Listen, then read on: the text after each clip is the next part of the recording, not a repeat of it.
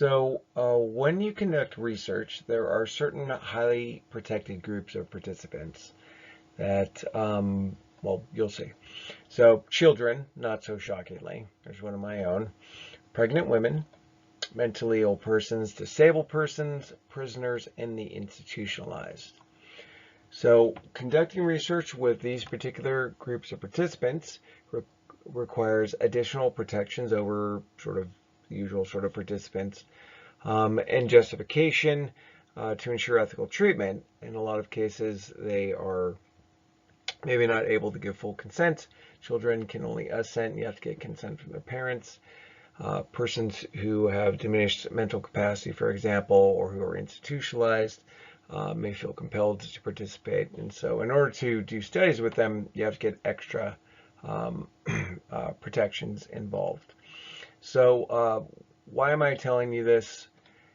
Don't use these folks in your study if you want to graduate in any sort of quick manner. So the whole point of this slide in the open up is just if you want to graduate quickly, the best sample you can use is a big sample, meaning anyone could be in your study, or practically anyone, any adult, age 18, etc. And so you don't want to use these folks for your study, particularly your dissertation, because you need to graduate. So let's talk a little bit about human subjects committees. They are committees that are formally designated within government institutions or universities, etc., to approve, monitor, and review biomedical and behavioral research involving humans with the aim to protect the rights and welfare of the research participants. So they are committees that are there to protect the research participants in studies. So why might these things, well, first of all, they're also called IRBs, or institutional review boards. So why might these committees have been formed in the first place? And I'm sure you got some sort of idea. They were set up in the 70s for very good reasons, to protect study participants from harm as a backlash to some of the crazy studies and completely just nutso unethical studies that have been done prior. So for example, if you've taken any psych classes, intro to psych, you're no doubt familiar with Milgram's obedience studies, where Milgram was trying to understand why just sort of normal everyday people, or seemingly normal everyday people, would be willing to commit atrocities against depersonalized other people. And that was the one where they had a person who was pretending to be shocked in another room, and they would see how far they were willing to continue shocking this person.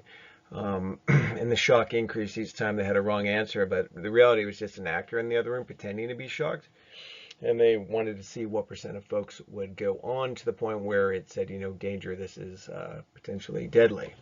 And then Zimbardo's prison study, this guy's over in Stanford. I think he's still there. He's made an entire career of just sort of milking this one study from the 70s. But it's probably pretty important for forensic psychology, right? So it was about, they set up a prison where there were roles, there was guards, and there was prisoners, and the sort of the general idea, my understanding anyway, not an expert in social psychology, but it was that people sort of conform to roles and see the outgroup as the other, and they actually had to shut down the Zimbardo prison study because things got kind of out of control in terms of abuse of the guards on the and there was rioting. Anyway, Zimbardo prison study, I'm sure there's videos on the internet. The guy's just all over the place. So, an easy way to determine if a study is going to make is ethical or likely to pass sort of an IRB or human subjects committee is, would I be willing to participate in the study? Would I let my family members participate in the study? If the answer is no to either of those questions, you're probably going to run into problems with your IRB. So think about that when you're designing your study. So in addition to creating human subjects committees, the folks who made human subjects committees, IRBs, also came up with the 7 key ethical considerations for conducting research to try to get rid of some of the sketchiness, basically, that was going on in research in the early part of the last century.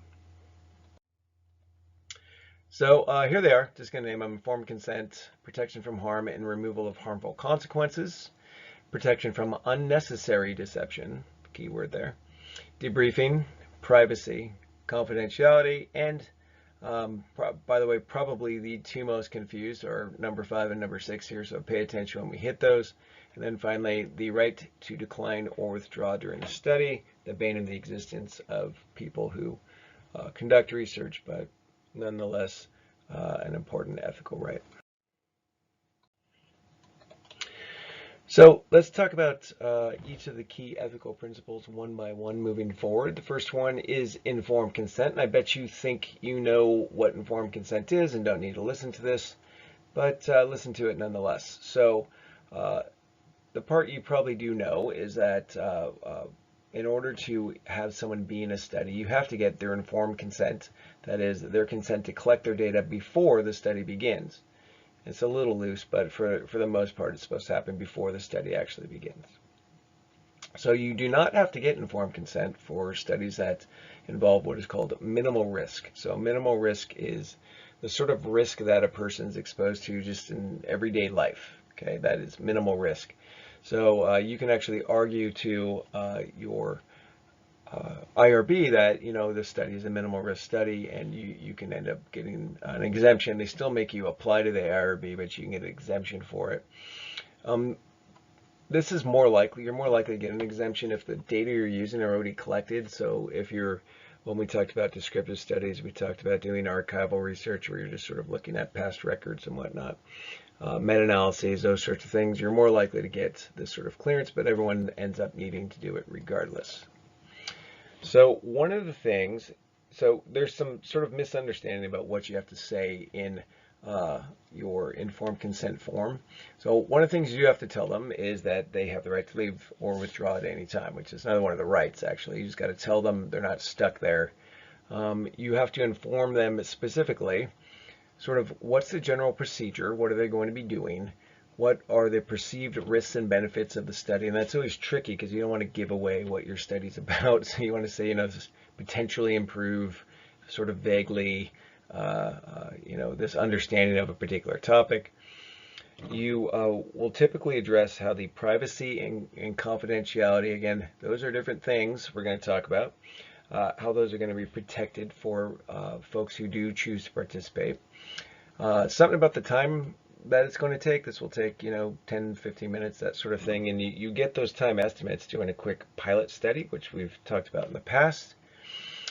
And who the researcher is and how they can contact you if they feel the need to do so, or if they're interested in the results of the study, and how they could report any sort of grievances if they had them to the Human Subjects Committee, or alternatively, sometimes they sort of give that off to your chair to be that person. So they do have to sign it, and unless it is a minimal risk study. And note that the Human Subjects Committee reviews your informed consent form. It has to be included in your IRB proposal when you send it in as a proposal to do your research. So the second key ethical principle is two-piecer. There's protection from harm and also removal of harmful consequences. So first of all, ethical studies protect the subjects from unnecessary harms. And then secondly, where harms occur, it is your ethical duty to remove those harmful consequences if they're damaged physically or psychologically, etc., as a function of being in your study. So the sort of golden rule is that participants need to leave your study in the same physical and psychological condition, or even better, is when they start it. So what the IRB is going to do, and you are going to have to do this, is they'll actually look at your methodology and they'll try to identify areas where they think harm might occur. And it's actually kind of useful because you don't always see it sometimes. Sometimes they're sort of petty, let's be honest, but other times, yeah, you're like, I didn't even see that. So I'm glad someone actually looked at this. So one of the effects of having IRBs is you often can't have like a big experimental impact. You can't do, very strong effects sometimes, or things that are kind of crazy, like they used to do back in the day, like Milgram, because maybe ruled unethical, right? So studies tend to lack experimental realism this day. You can't have someone yelling out, help, help, okay. Or steal things just to see if how people react. You can't do this sort of experimental realism thing that if you read enough social psychology, you see tons of this stuff, and you're like, wow, I can't believe people actually did this stuff. So, for example, one study I know about, I mean, way tamer than any of those, is that a researcher want to look at feelings of failure in one task and how either failing or not failing on a task affected your performance on subsequent tasks. And so it's really not that big of a deal, but basically they would give people super hard tasks or not super hard tasks and a series of them and see if folks who sort of succeeded, it affected their subsequent likelihood of succeeding, and a sort of Pareto distribution, or people who failed subsequently were more likely to fail. It's kind of an interesting hypothesis, actually. And so the Human Subjects Committee actually turned down the study because they were concerned about the self-esteem, so the short and longer term impact on the participants of such studies, so they actually got denied. So it is good that IRBs exist, but you got to admit, sort of modern psychological research is a lot tamer, in some ways less exciting than it was back in the day. The next ethical principle is protection from unnecessary deception. And the key word here is unnecessary. You can still use deception in a study. It just needs to be justified. So again, unnecessary deception. The name of the ethical principle is literally what it is. So what's deception? So deception is when you mislead participants or give them incorrect information about the study, the methods, what it is you're really trying to do in order to conceal that from them, so you can get at some purer effects or hidden effects, or potentially otherwise you wouldn't be able to see them effects. So, for example, you might tell participants that some tasks they're going to do is really difficult, right? And other ones are told, maybe it's really easy. When in reality, the task isn't difficult or easy. It's the same task, right? So, and you're just going to randomly assign them to hear whether this task is hard or not hard. And so you see this in other research where they'll hand out like the same astrological sort of reading to everyone, but tell them it's their special one for their sign or whatever, when in reality it's not. All those things where you're not telling the truth, it's deception, right? Deception means to lie. So the Ash conformity study back in the day is one of the more sort of well-known studies that's an example of deception. So what Ash did is Ash would have a room with, I can't remember the exact number, but 5 people. And those 5 people were pretending to be participants.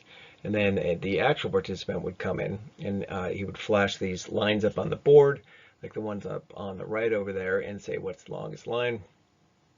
And initially, the participants would pick the longest line. And then what started to happen is they would have the fake participants, or the Confederates, that's the name for those folks, not name the largest line, maybe name the middle line, just to see if they could get the actual study participant to agree with them, that is, conform to the group. So it's about group conformity. And in a lot of cases they did. As a short story, again, not an intro to psych class, just an interesting study and a good example of deception. You can look it up on YouTube. So the short story is you're allowed to use deception as long as you can justify it. So the Human Subjects Committee is going to be looking for that in your IRB proposal to see that if you did use deception, it is sort of, I guess, the juice is worth the squeeze, I guess. The potential to learn, or the importance of deception for learning something specific, justifies its use in your study. So deception is useful because it decreases hypothesis guessing. So we talked about that when we talked about internal validity. When you use deception, maybe it's the case that your participants are less likely to guess what it is you're actually trying to study, actually trying to look into, and it can result in some increased validity for your study. I mean, if you I mean, think about it. If you had every time to do a study, I'd tell them exactly what you were doing, and exactly what they're filling out and exactly what your hypothesis is. You just introduce all sorts of internal validity problems with your study. So if it's too deceptive, though, the Human Subjects Committee isn't going to approve your study. So debriefing is a little more complicated than you probably think it is. So you think it's just telling people what the study was about, right?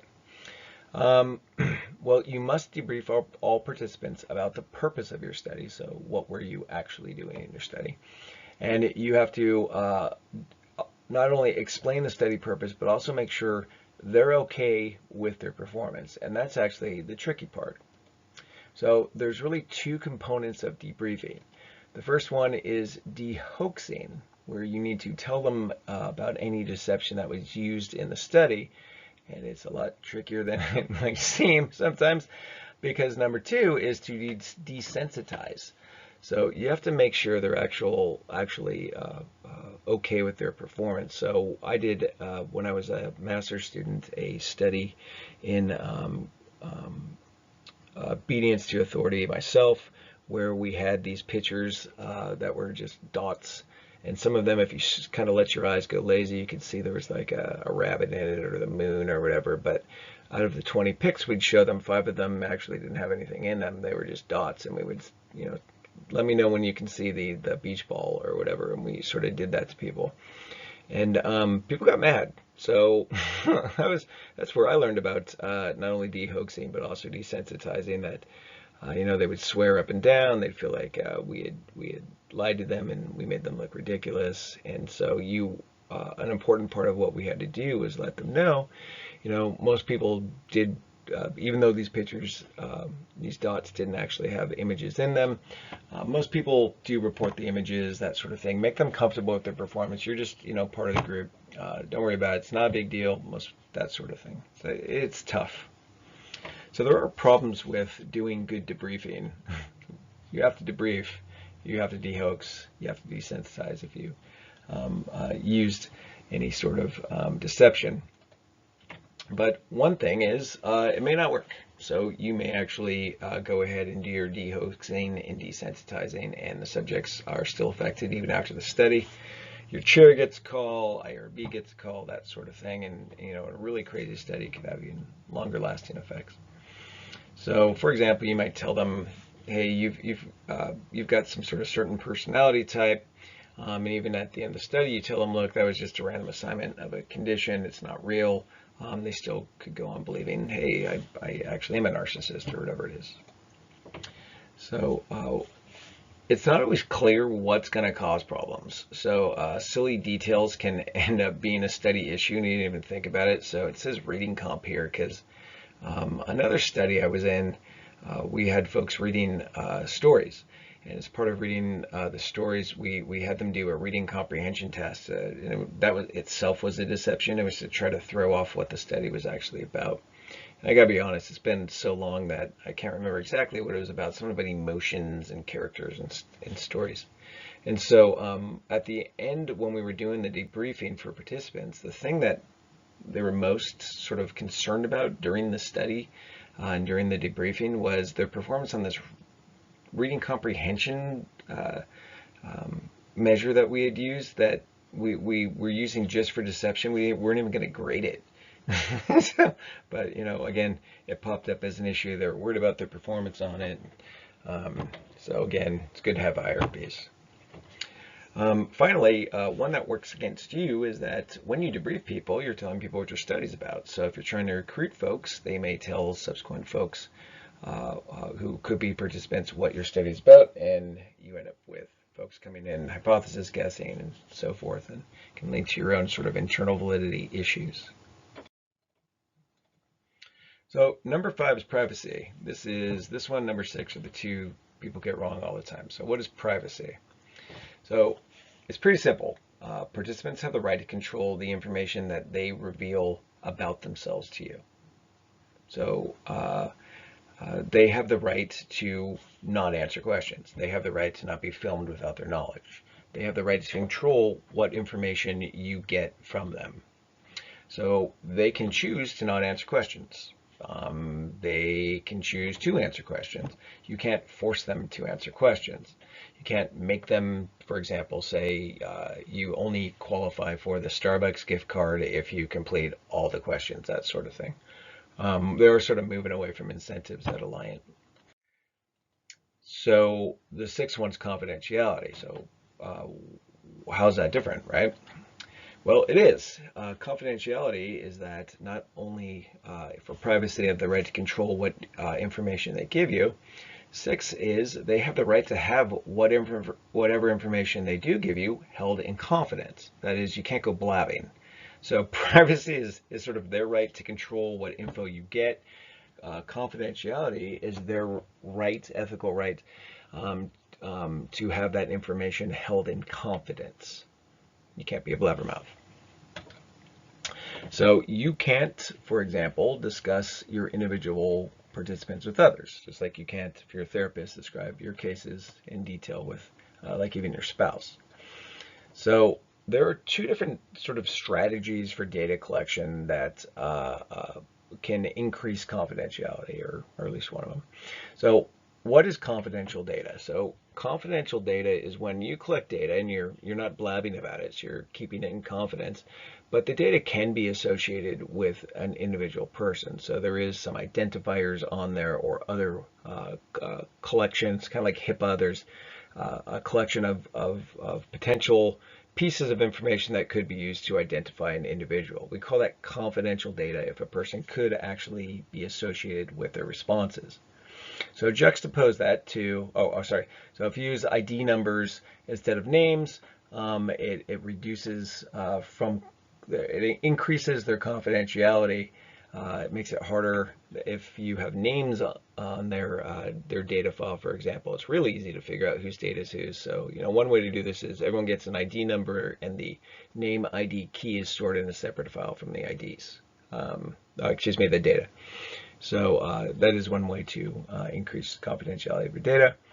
But juxtapose it to anonymous data. So what is that? Well, that is when you just cannot associate the data with an individual. So confidential data is data that can be associated with the person who was your participant. Anonymous data can't. Like, you can't even do it. So that is the sort of like everyone fills out using a pencil, and it goes into a box, and you shake the box and you can't figure out whose is whose. I will warn you that online surveys are confidential, not anonymous. So there are unique identifiers that come back when you fill out a survey online, and they can actually link it back to you. In case you didn't know that, be careful with the work surveys again. How do I know that? Because I've done them, and you get to see that the device ID of the person you completed, or the IP address.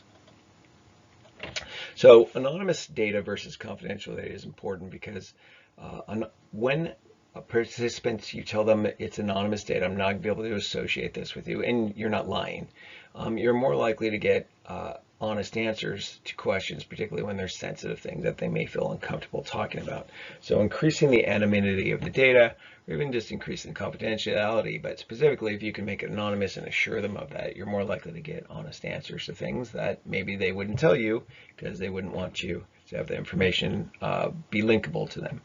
So anonymous data is a good way. So finally, number 7. Participants have the right to decline to participate or withdraw at any time during the study.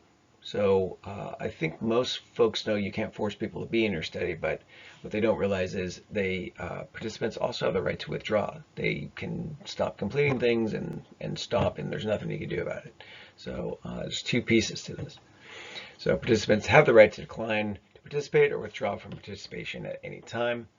And the purpose of this is to ensure that research is voluntary. So you can think of examples where people don't feel like they have the right to decline to participate or withdraw. That's why very first slide we talked about babies, prisoners, people who have mental incapacitations, etc. Their right to decline to participate is diminished, and so that's why it's so hard to get studies using those populations through your IRB.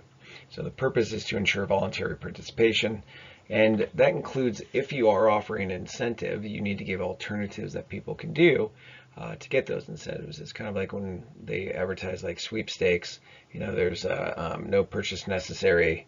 This is your version of no purchase necessary, where you have to have alternatives for folks who don't want to complete the study. So related to this is dual relationships. So dual relationships are when you have more than one relationship with, therapy, it's with your client. In research, it's with your participants. So researchers should only have one relationship with the participants. What is that relationship? The researcher-participant relationship. So otherwise, you run into conflicts with this right. So what am I talking about? Like if you're a practitioner, for example, you shouldn't be using your clients as participants in your own research, generally speaking. So because it results in a dual relationship, you are both their therapist and also their researcher. You should also not use other people who have a dual relationship with you. The only relationship should be their person in your study. So there are also other ethical considerations. There is just straight up fraud. So what are some of the things that are considered fraud? If you are reporting the results, you need to have done the research, which I guess isn't a shocker, but it happens. That's fraud if you just make up your data. So if you need to report the results that you actually got, not fake results that confirm your hypotheses. If you do that, that is fraud. You cannot change your hypotheses after you got your results. So we actually talk about that. We talked about phishing when your original hypotheses don't work out. It's really tempting to do this, to come up with new stuff. You can't do it. Your hypotheses should be set before you do your analyses, and they stay that way. Otherwise, it's fraudulent. So if you did a good lit review, that's chapter 1 of your dissertation, by the way, you should be making good predictions and correct predictions. And good methodology should bring out the correct effects. You shouldn't have to fake stuff or change your hypotheses. So in general, don't fake data, don't fake results, don't do the wrong analysis, don't falsely interpret things. You got to give credit to other people who helped you in your study. And don't plagiarize either. And then finally, it's almost fun to say this. Don't submit one thing to your IRB and then do something different. So where students get in trouble with this is they plan to use some questionnaire to collect their dependent variable, and then they don't research it well enough, and they find out that you have to pay the company to grade it, or for each time you administer it, there's some sort of cost. And so they end up not wanting to use those data collection instruments. So they're like, well, it's just another depression instrument. I don't really have to tell the Human Subjects Committee, do I? Yeah, you do. So don't make that mistake. That's fraud. So in general, the Human Subjects Committees / IRB, they have good reasons for changing your studies. So, follow their requests. So what are the consequences of these ethical violations? So if you're subject to the California Board of Psychology, and specifically, you can be reprimanded, you can be censured, you can be brought up on formal charges, you can lose your license. So there's actually my brother-in-law's, whatever they call it, MFCC now, CF something. Anyway, when I go down to his house, I read the California Board of Psychology sort of puts out a summary of cases that they've had to hear regarding ethical violations, and it's just absolutely fascinating to read what people get in trouble for. So this one is one that stuck with me in particular. The counselor had a dual relationship, which the dual relationship was really benign. It was the patient's husband was also a house painter. And so they had the house painter husband paint their house. And because there was a dual relationship, the wife was a client, the husband was a business relationship getting the house painted, they lost their license. So, careful. So let's give a shot at applying what you just learned about the 7 key ethical principles. For each of the following, tell me, do you see any ethical problems? And if so, sort of generally, what are those ethical problems you see? So, study one. An environmental psychologist sits in a crowded library and keeps detailed records of seating patterns. So they're writing down where people sit in the library. Is there an ethical problem with this? Well, it depends how you conceptualize it, unfortunately. If they're just like marking down X's on, sort of a diagram of where people sit and don't sit in the library, no problem. If they're like literally recording things, that would be a problem. So on their camera phone, for example, recording people without their permission. So even though you can record people in public in this public library, in terms of research, you'd get in trouble. But let's just say it was just paper and they're just like putting X's where people sit. No problem. How about an environmental psychologist takes videos of seating patterns in a library? The tapes are maintained indefinitely. Library patrons do not know they've been filmed. Is that going to be an ethical violation, even if it is legal? You bet it is. So what is violated here? Well, folks are giving this psychologist information without knowing it. There are specifically, this is a violation of their privacy, and the fact that the tapes are kept indefinitely is also an issue. Invades privacy. They don't know they're being recorded. So how about this one? An experimental psychologist tells students that he is interested in their reading comprehension, this is me, when in reality he's recording the speed of their responses rather than their reading comprehension. So there is some deception here, right? So there's use of deception. Is it necessarily a problem? It's hard to tell. So they would have to debrief on the deception, and the participants may get upset if they think that their test performance is poor, even though it's just some sort of harmless laboratory test. This is what happened to me. But not necessarily a problem. You just have to ensure that when you wrote it up, you did good debriefing and de-hoaxing. How about a social psychologist is studying bystander intervention in a liquor store? Permission has been obtained from the store manager, though. In a clear view of a patron, customer, an experimenter steals a bottle of beer. A second experimenter approaches the patron and asks, "Did you see him steal that bottle?" And so, you see, any ethical problems with this? I bet you do. So there are plenty of problems with this. You're not getting informed consent. You are getting information from people without their permission. There is risk of harm. There's deception. It's all over the place. So this was actually performed. It's one of these studies that was done back in the 70s. And one of the things that happened among many is that a patron denied seeing the theft and then called the police. So the police showed up, and the investigator actually had to bail the quote-unquote thief out of jail. So yeah, there's problems with this one. How about a social psychologist connects surface electrodes to male heterosexual participants with their prior approval, so they know they're getting electrodes connected to them. These participants are told that the electrodes are connected to a meter in front of them that measures sexual arousal. In reality, the meter is controlled by the experimenter. So they're just, making it do things, give readings to them, making them appear sexually aroused or not. So participants are then shown slides of nude males and nude females. The meter gives high readings for pictures of males, leading the participants to believe they may have latent homosexual tendencies. Might there be ethical issues with this? You bet your butt. So again, lots of stuff. We've got deception. We have the potential for unnecessary harm in here to folks. There needs to be debriefing. So you assume there's informed consent, but the big problem here is the deception and the potential of harm. So again, yep, actually done in the 70s. And even with debriefing, it was considered an unethical study. It wasn't clear that the potential psychological harm would go away. Telling these folks they have homosexual hidden tendencies would not necessarily be removed just by the debriefing, and so big problems for this one.